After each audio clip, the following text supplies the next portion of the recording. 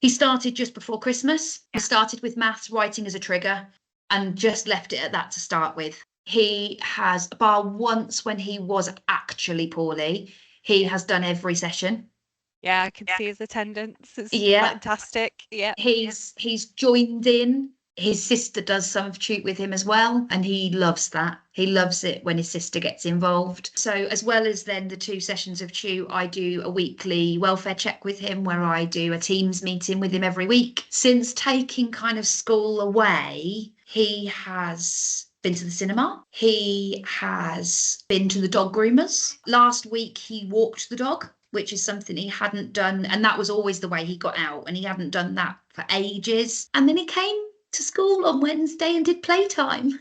Oh, how brilliant. That's just lovely. I then had a meeting with him, a Teams meeting like I do just before Easter, and said, look, you know, you're doing really well on maths on Tute. And I've watched a couple of his lessons, which is really good because it means I can then say to him, I watched you do this, that, and the other. So we do talk about what he's doing. He finds it really, really hard on our Teams meetings because his attention span is quite limited. So to talk about Tute is actually something different. So that's really helpful.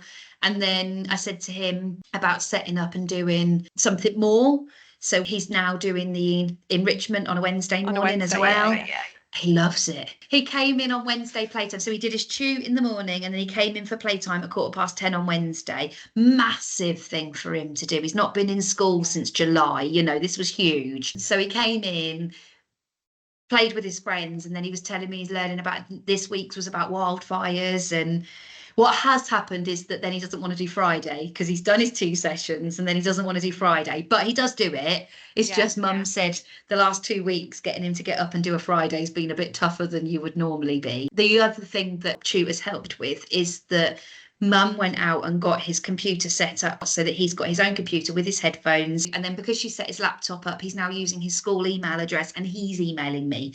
So without him knowing it, he's writing. So I've had an email conversation with him today telling me that he was reading SpongeBob before bed and that in maths today he did this. And so it's good. What was it that you hoped would come from the engagement with Tute? What were the goals or outcomes you were hoping for? Believe it or not to get him back into school. That was a bonus. My main goals were, he is an academically able little boy. He was doing no learning really up until that point. He's very good at maths. So I wanted him to have something that meant that he was keeping his learning skills up. I also wanted him to have some routine in his day because he doesn't leave the house. Him getting up and doing Tute at 9 o'clock every morning, and there have been a couple of days where he's been a couple of minutes late, it provided him with the routine that school would usually provide a child with, that mum was really struggling with. So it was to support her to be able to go, actually, no, we do this at 9 o'clock and Mrs. Stewart has set this up, you're going to do it. It gave her something to help him with. So to provide that bit of routine in his day. And I mean, getting him back into school would be an absolute dream, but he can't go back into the classroom at the minute. And so this was an absolute alternative option that we never knew whether he would engage with. The fact that he said he wanted a tutor was the bit where I went, right, okay, where can I get that from? Because you can't get people to go into homes and do, you know, it's far too expensive. It's not practical to do that all the time. So this was the next best thing.